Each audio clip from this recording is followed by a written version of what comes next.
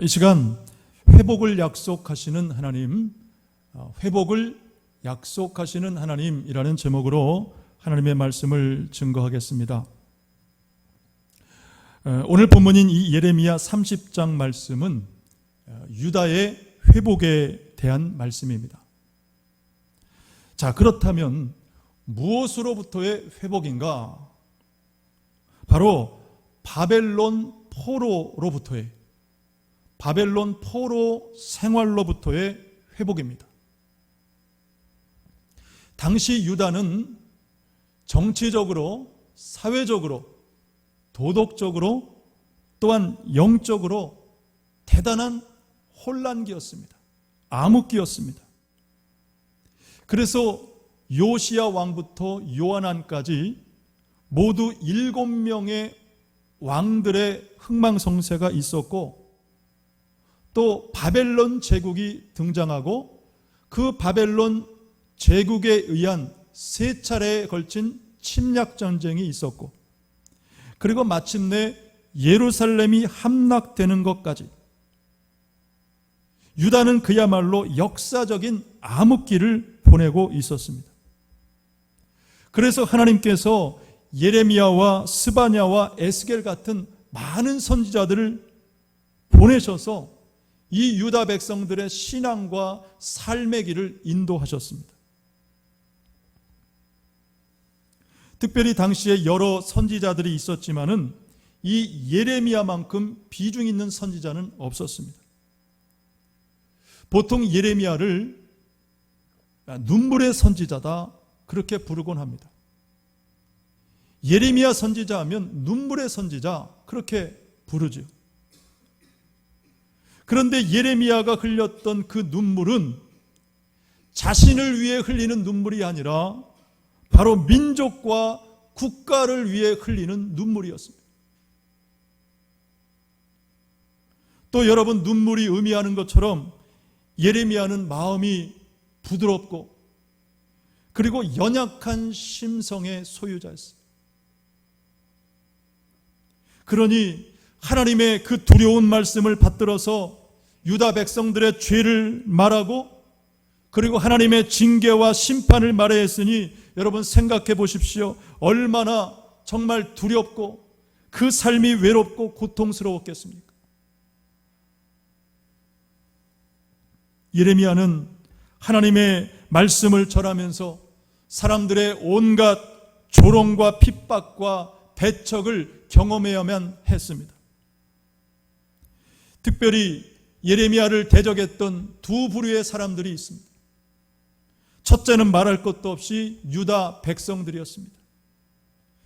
여러분, 예레미야가 처음 하나님으로부터 소명을 받고 활동을 시작했던 때가 요시야 왕 재위 13년이었습니다. 이것이 예레미야 1장에 기록되어 있죠. 그런데 이 요시야 왕이 누구냐면 유다의 종교개혁, 신앙개혁을 단행했던 왕이었습니다.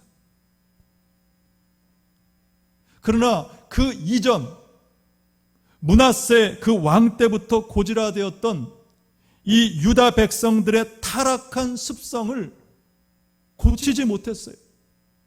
너무 그 죄된 습성이 깊이 삶 속에 뿌리내렸기 때문에 그것을 바꾸지는 못했습니다. 예레미야는 그런 유다 백성들을 향해서 죄를 말하고 회개를 촉구했으니까 여러분 얼마나 예레미야를 대적했을까 우리가 가히 상상해 볼 수 있습니다. 두 번째 대적자는 소위 거짓 선지자들이었습니다. 예레미야 29장 24절 이하에 보면 큐티 하시는 분들은 아실 것입니다. 스마야라는 이름의 선지자가 나오는데 하나님은 그를 거짓 선지자라고 말씀을 하십니다. 29장 31절 하반절에 보면 내가 그를 보내지 아니하였거늘 스마야가 너희에게 예언하고 너희에게 거짓을 믿게 하였도다 그랬습니다. 자, 거짓을 믿게 하였다. 이 말의 의미가 뭐냐면 이 거짓 선지자 스마야가 당시의 제사장인 스바냐에게 서신을 보내는데 그 서신의 주된 내용이 뭐냐면 예레미야를 미친 자라고 말하고 선지자 노릇을 하는 자라고 고발하고 있다는 것입니다. 자, 여러분, 이 부분을 어떻게 우리가 봐야 되겠습니까? 거짓 선지자가 하나님이 보내신 예레미야 선지자를 미친 자라, 그리고 거짓말을 하는 자다, 선지자 노릇을 하는 자라고 고발한다는 것. 무엇을 말하고자 합니까? 여러분, 그래서 오늘 우리가 이 시대를 잘 분별해야 한다는 것입니다. 정말 무엇이 참이고 거짓인지, 어떤 말씀이 하나님으로부터 임한 것인지 아닌지 여러분 쉽게 간단하게 판단할 문제가 아니라는 사실입니다. 지난 주 중에 한 TV 매체를 통해서 집단 감염 진원지 논란의 교회, 아마 보신 분 계실 거예요. 집단 감염 진원지 논란의 교회라는 제목의 그 TV 토론이 있었습니다. 이 코로나19 확산에 대한 책임을 이제 교회와 연관해서 찬반 양론 뜨겁게 논쟁이 되었습니다.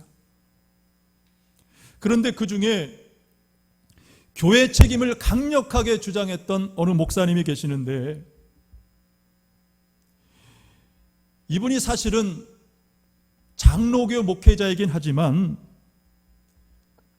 그 교단 내에서 여러 가지 문제를 일으켰던 분입니다. 그런데 왜 하필이면 그런 분을 우리 개신교회 대표 패널로 어떤 대변자처럼 그렇게 세워서 국민들로 하여금 보게 했을까, 듣게 했을까? 저는 보면서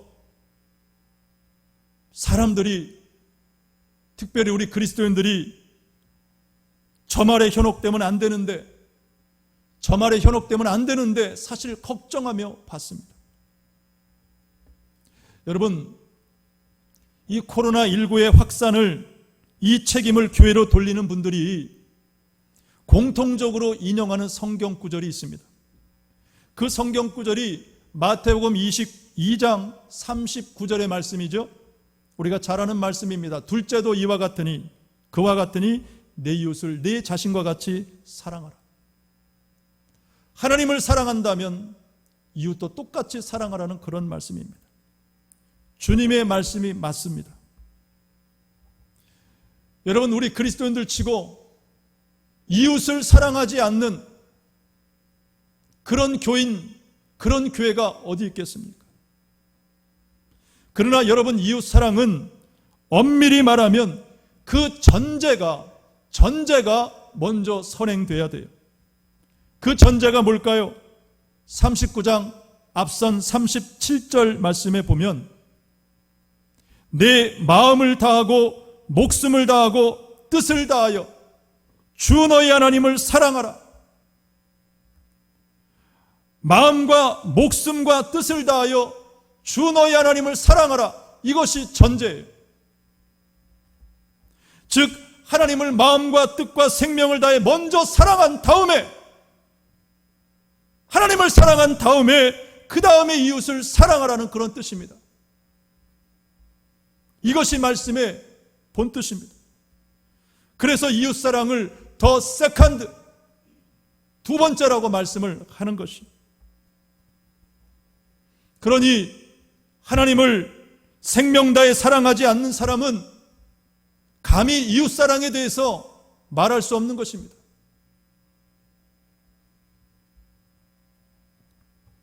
여러분, 언젠가도 한번 말씀드린 것처럼 비행기가 위급 상황을 맞게 되면 위에서 산소 마스크가 떨어집니다. 자, 누가 먼저 산소 마스크를 써야 됩니까? 내 옆에 있는 사람을 먼저 씌워주는 것입니까? 옆 사람이 먼저입니까? 아니요. 비행기 타보신 분들은 그 매뉴얼이 무엇인지 아실 것입니다. 내가 먼저 쓰고 그리고 내 옆에 있는 사람을 씌워주라고 안내를 합니다. 여러분, 이것은 어떤 이기심을 말하는 것이 아닙니다. 그래야 같이 사는 것이기 때문입니다. 왜 이런 말씀을 드리느냐? 여러분, 지금 우리 한국교회 성도들이 하나님 없이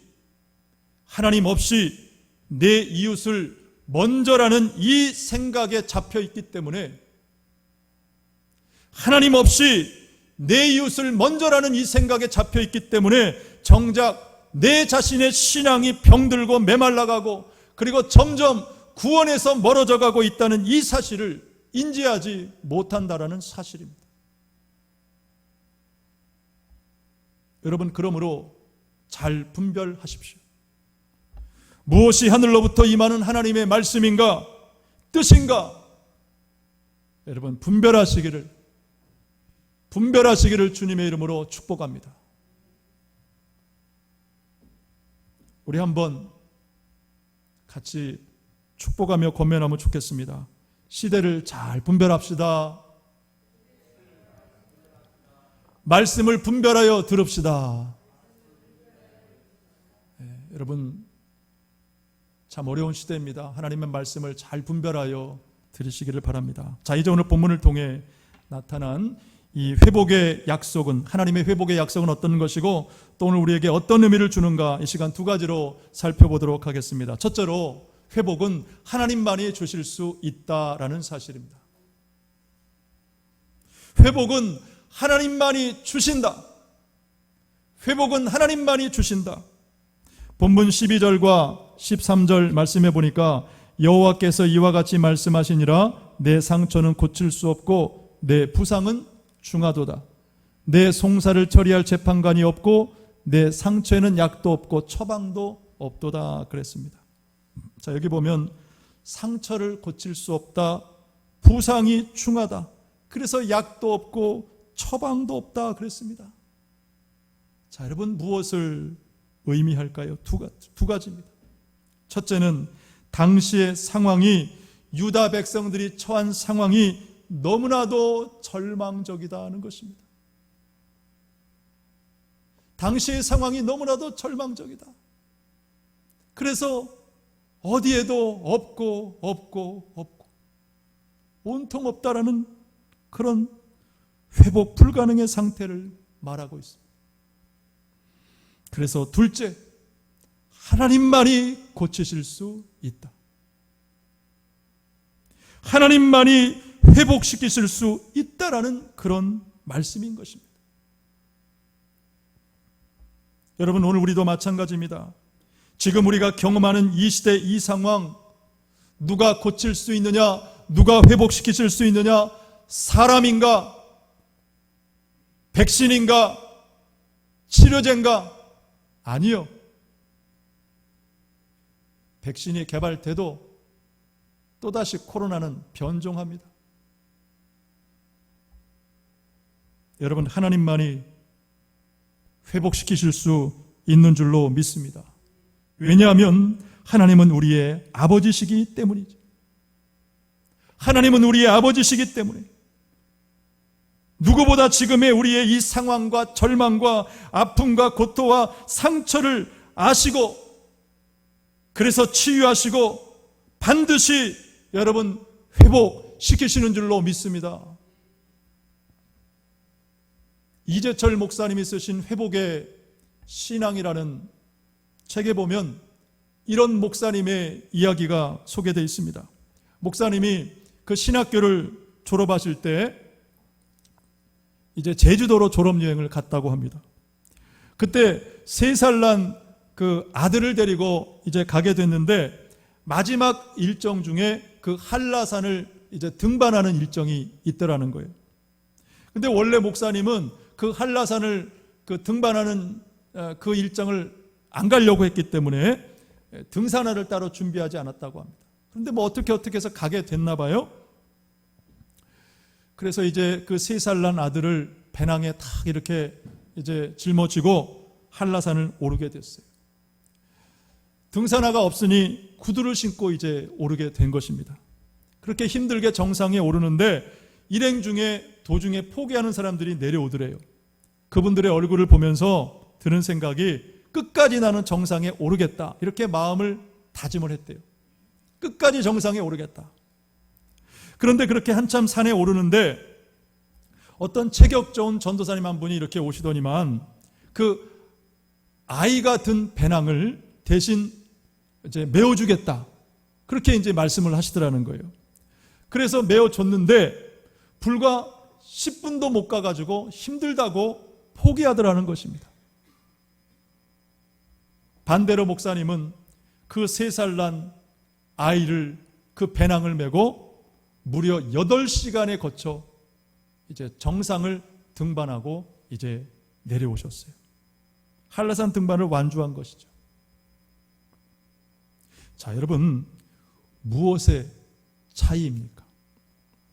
왜 체격 좋은 전도사님은 10분도 못돼 포기했는데 목사님은 8시간 끝까지 참고 완주할 수 있었느냐? 무엇의 차이입니까? 바로 아버지와 타인의 차이인 거예요. 아버지는 자기 아들을 위해서 정말 발가락 껍질이 벗겨지는 고통 중에도 아들이기 때문에 포기하지 않고 끝까지 함께 했지만, 포기하지 않았지만 타인은 아버지가 아니기 때문에 너무나도 쉽게 포기하더라는 것입니다. 여러분, 오늘 하나님도 마찬가지입니다. 하나님은 우리의 아버지시기 때문에 결코 우리를 포기하지 않으시는 줄로 믿습니다. 그러므로 오늘 우리가 바라는 회복은 아버지 하나님만이 주실 수 있음을 여러분 꼭 믿으시기를 주님의 이름으로 축복합니다. 여러분, 하나님은 우리의 아버지십니다. 하나님은 우리의 아버지십니다. 그래서 저와 여러분을 결코 끝까지 포기하지 않으시고 반드시 이 시대와 이 상황 가운데 우리를 구원하시고 회복시키시는 줄로 믿는 것입니다. 여러분 아시는 것처럼 저의 아들은 지금 대안학교에 다니고 있습니다. 미국에서 들어와서 초월고 들어갔는데 그것도 1년을 꿇어서 들어갔습니다. 근데 학교 들어가서 적응을 못했어요. 맨날 뒷자리에 앉아서 잠만 잤다고 합니다. 저는 그런 사실을 1년이 지난 뒤에 알았어요. 아이가 항상 가방 메고 학교 가니까 정상적으로 학교 생활을 하는 줄 알았는데 1년 동안 학교에서 잠만 잤다 그러더라고요. 제가 1년 뒤에 그 사실을 알고 얼마나 미안하고 부끄럽고 아버지로서 마음이 참담했는지 몰라요. 그러던 중에 예전에 저희 교회 강사로 오셨던 황경혜 사모님 소개를 받고 지금 이제 글로벌 선진학교를 이제 문을 두드리게 됐습니다. 그전에도 몇 번 이렇게 알아보니까 여러모로 갈 수 없겠다 싶어 포기했는데 아무튼 네팔 선교사님 황경혜 사모님 통해 가지고 그렇게 도움으로 그 학교의 남진석 이사장님 목사님 만나 뵙고 그리고 목회자 자녀 장학금 50% 지원받기로 하고 들어갔습니다. 이 학교에 입학하기 위해서는 반드시 3주 동안의 관찰 전형이라는 것을 받게 됩니다. 그래서 3주 동안 아이들을 기숙시키면서 아이의 성품이나 인성이나 과연 학교 기숙생활에 적합한지를 판단 후에 이제 정식으로 입학 허가를 이제 받게 됩니다. 그때 제가 한 가지 감사했던 것은 아이가 3주 동안의 관찰 전형을 마치고 제가 데리러 갔는데 차 안에서 가장 먼저 한 얘기가 이거예요. 아빠, 나 이제 꿈이 생겼어. 아빠, 나 이제 꿈이 생겼어. 그런 말을 밝게 웃으면서 저한테 하더라고요. 거의 1년 반 넘게 반 만에 한국 들어와서 처음 제가 듣는 말이었습니다. 꿈이 생겼다는 말.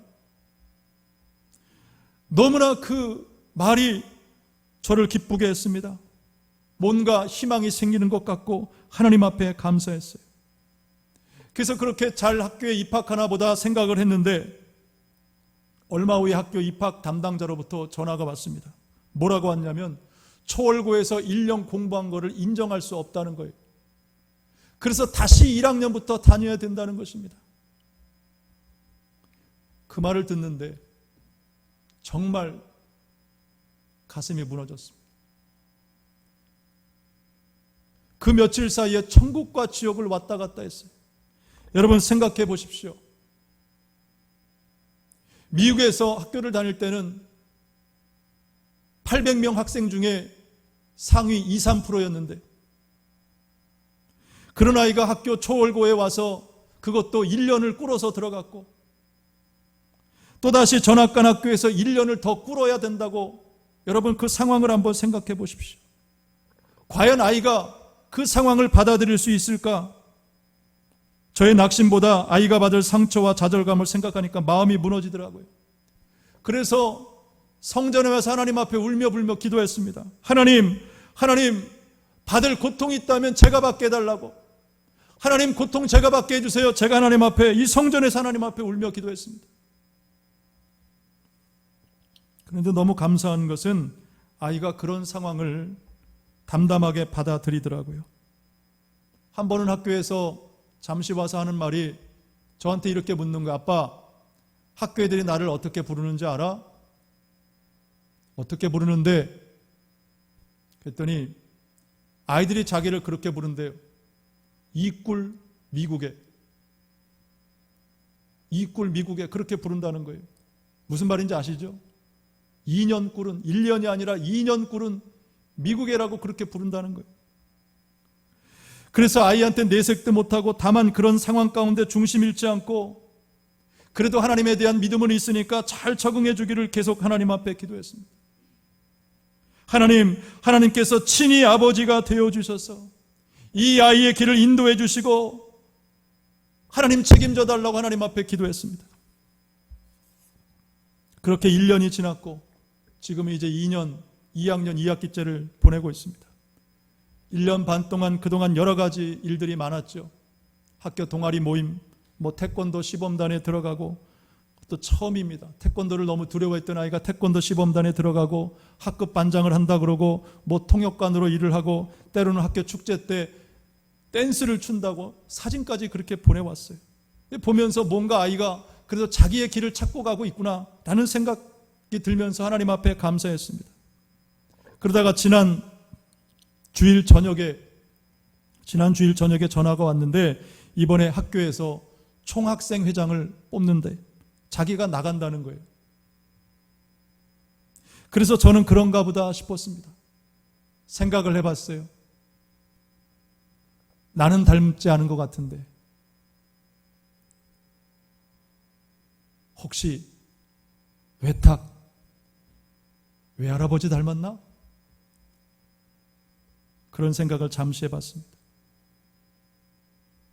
그리고 목요일 오후에 담임 선생님과 아내가 통화를 하는 걸 잠깐 들으니까 이변이 없는 한 산성이가 총학생회장 될 것 같습니다.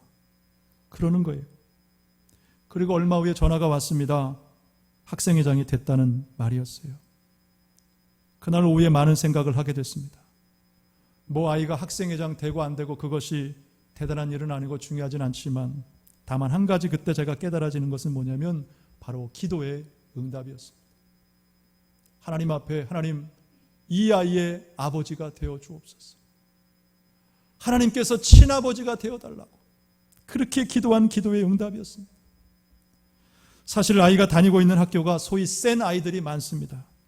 잘 사는 집 아이들이 많아요. 제가 들으니까 티셔츠 하나에도 50만 원짜리를 입고 다닌다고 들어요. 유명인이나 방송계 부모를 둔 자녀들도 많다고 들었어요. 비해서 부모인 저는 아빠로서 아무것도 내세울 것이 없습니다. 해준 것도 없습니다. 그런 상황 가운데 그저 아이에게 고마웠고 무엇보다 하나님 앞에 감사했습니다. 왜요? 하나님께서 기도에 응답해 주셨기 때문에. 하나님께서 제 아이의 아버지가 되어주시기를 그렇게 하나님 앞에 기도했는데 하나님께서 그 기도에 응답해 주신 것이 너무 감사했습니다. 저는 우리 학생 청년들을 위해서도 똑같은 기도를 하나님 앞에 드립니다.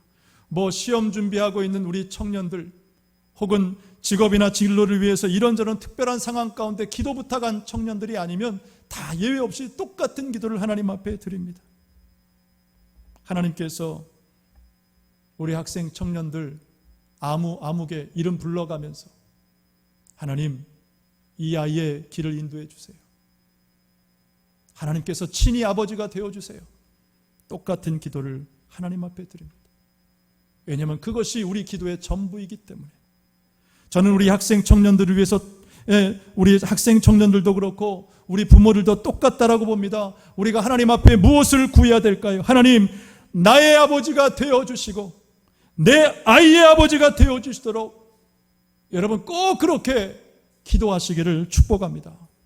왜냐하면 여러분 오늘 본문 14절 말씀에 보면 너를 사랑하는 자가 다 너를 잊고 찾지 아니한다 그랬습니다.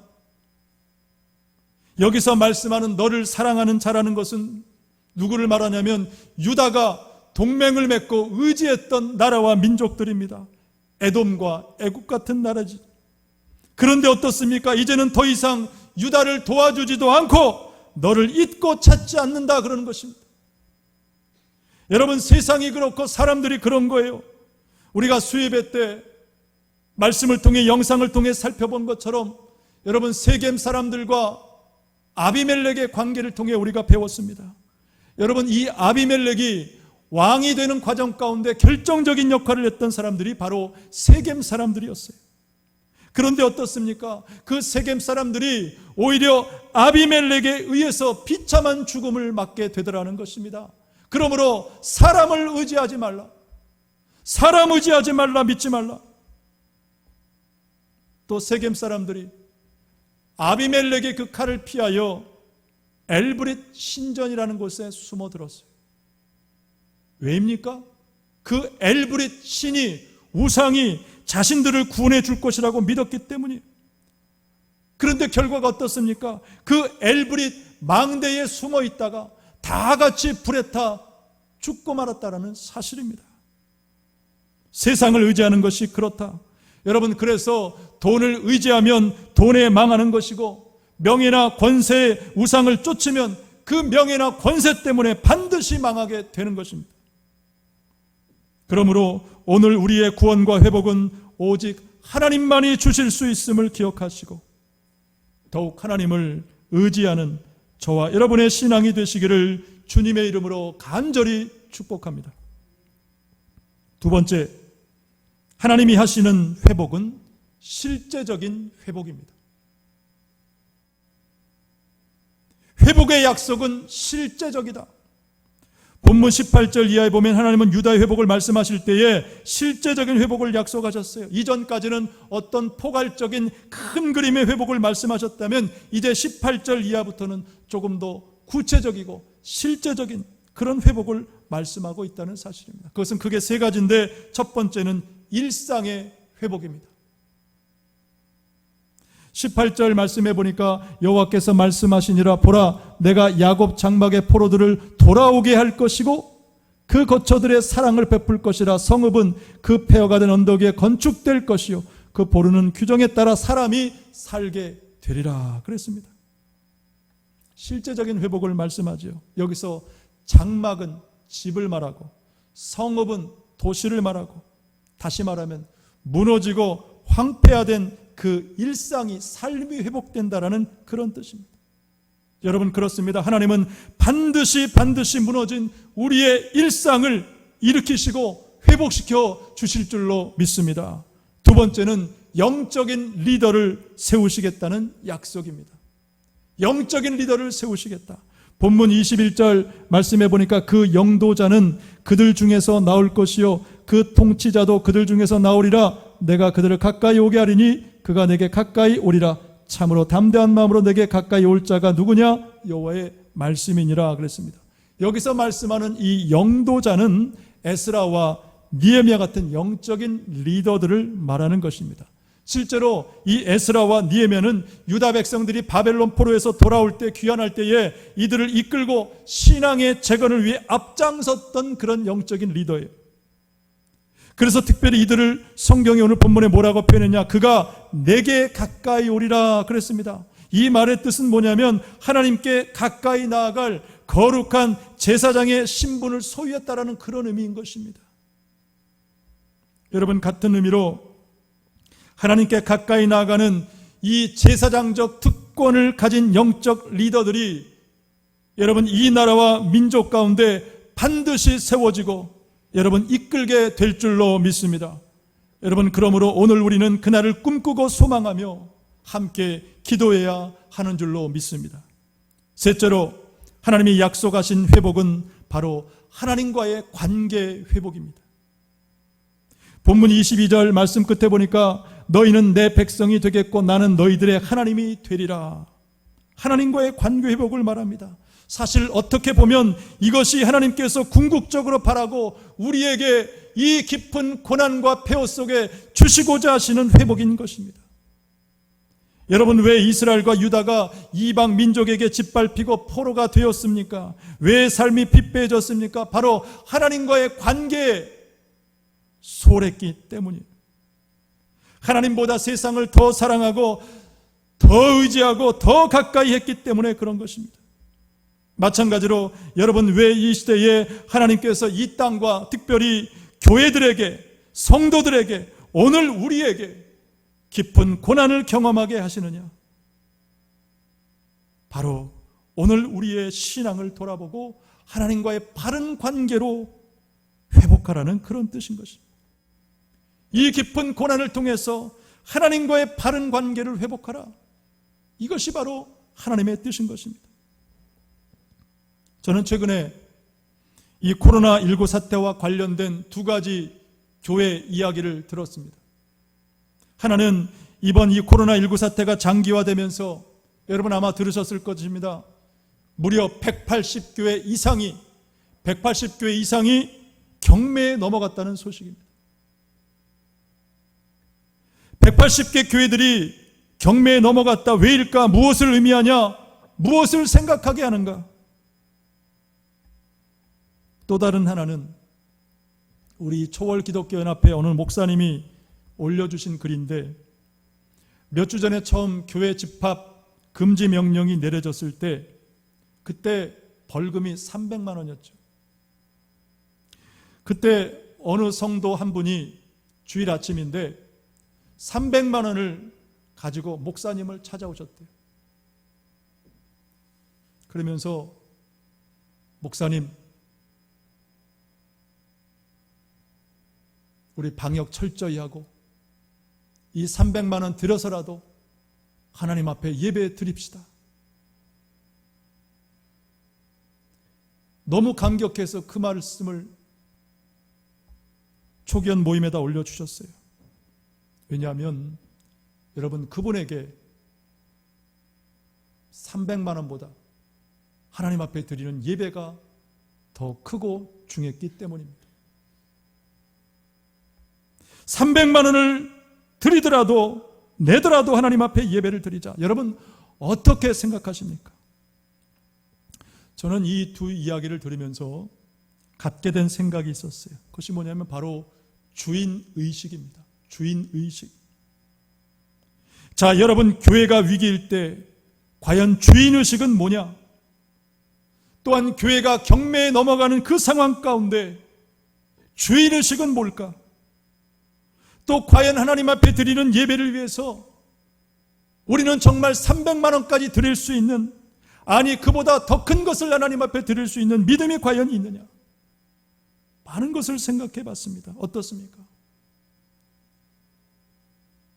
저는 지난 주 중에 서울 용산에 있는 전자랜드, 전자상가에 이제 2번이나 가게 됐습니다.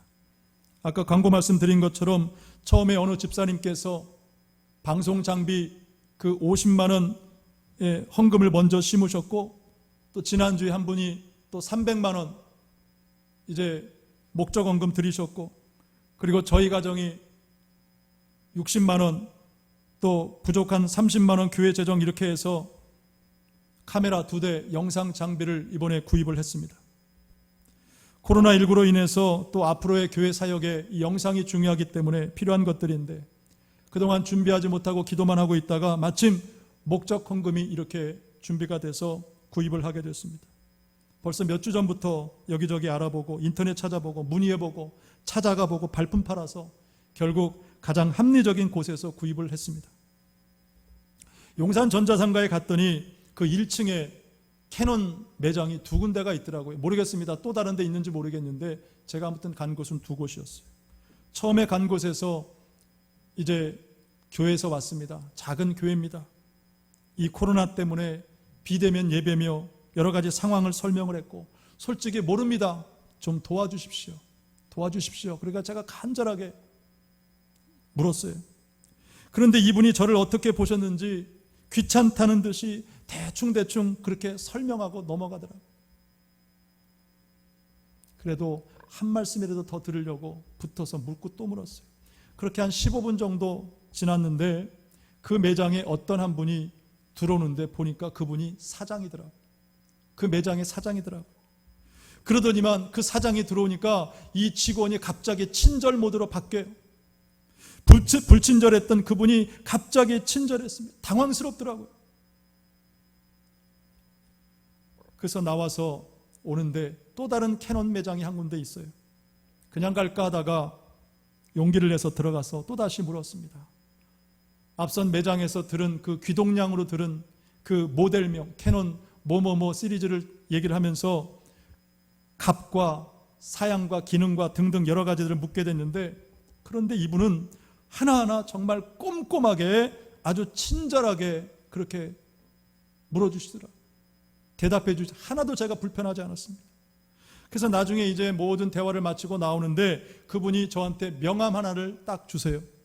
그 명함에 보니까 뭐라고 되어 있냐면 대표 아무개로 되어 있더라고요. 그분은 그 매장의 주인이었어요. 여러분, 무엇을 말하고자 합니까? 주인의식이 그만큼 중요하구나. 주인의식이 그만큼 중요하구나. 왜냐하면 여러분, 주인의식은 곧 책임의식이기 때문입니다. 주인의식은 곧 책임의식이다. 여러분, 제가 목회를 해오면서 경험하고 지금까지 확신하고 또 확신하는 것 중에 하나는, 하나님을 사랑하는 자는 성전도 귀하게 여기더라는 것입니다. 하나님을 사랑하는 자는 성전도 귀하게 여긴다. 제가 목회를 경험하면서 수도 없이 반복하여 배우고 또 확신하는 것입니다. 그래서 성전에 와서 기도하는 분도 계시고, 또 어제처럼 주말임에도 불구하고 쉬지 않고 성전에 와서 정말 땀 흘리며 애쓰고 수고하고 청소하고 단장하는 분도 계시고, 또 어떤 분들은 성전 이곳을 둘러보면서 어디 뭐 필요한 것은 없는지 조용히 몰래 남모르게 채우시는 분도 계시고, 또 어제는 교회를 한번 둘러보니까 저기 교회 구석에 잡초들이 무성하게 자라는 것을 보고 손으로 땀 흘리면서 그 잡초를 다 뽑으시는 그런 권사님도 계시더라고요. 왜요?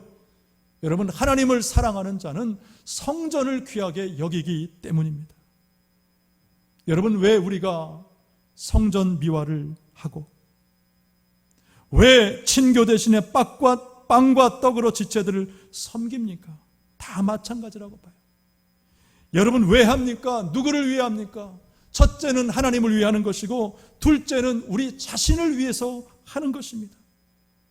해도 되고 안 해도 되는 것이나, 그러나 하면 하나님을 위한 것이 되고 또한 내 자신을 위한 것이 되기 때문에. 왜냐하면 여러분, 사랑은 한마디로 표현하는 것이고, 사랑은 심고 희생하는 것이기 때문입니다. 아무쪼록 여러분, 지금의 이 깊은 고난과 연단의 시간을 통해서 다시 한번 내 신앙을 돌아보시고, 그리고 하나님과의 올바른 관계를 회복하시기를 주님의 이름으로 축복합니다. 말씀을 마칩니다. 여러분, 회복은 오직 하나님께서 주심을 기억하십시오. 그러므로 사람과 세상 의지하지 말고, 바라보지 말고, 기대하지 말고 하나님의 회복을 구하십시오. 또한 하나님은 반드시 이 땅과 우리의 일상을 회복시켜 주실 것입니다. 이것을 믿고 확신하고, 그리고 하나님과의 바른 관계에 힘쓰는 저와 여러분, 그리고 우리 하늘과 땅을 잇는 복된 공동체가 되시기를 주님의 이름으로 간절히 축복합니다. 기도하겠습니다. 하나님 아버지, 감사합니다. 오늘 말씀을 통해서 회복을 약속하신 하나님 아버지, 감사를 드립니다. 세상은 할 수 없습니다. 사람도 할 수 없는 이 회복, 하나님이 주실 줄로 반드시 믿습니다. 코로나19로 인해 심히 깊은 고난 이 속에서 우리가 살아가고 있지만 하나님은 이 땅을 고치시며 치유하시고 우리의 일상도 반드시 회복시켜 줄 줄로 믿습니다. 바로 업교는 이 땅에 예레미야와 느헤미야와 또한 에스라 같은 영적 지도자들이 세워지게 하여 주셔서 다시 이 땅에 영적 분기가 도래하게 하시고, 그래서 이 땅의 수많은 백성들이 하나님을 예비하는 영적 이스라엘로 다시 세움받도록 주여 이 땅 가운데 교회들 가운데 역사하여 주옵소서. 예수님의 이름으로 간절히 사모하며 기도드리옵나이다. 아멘.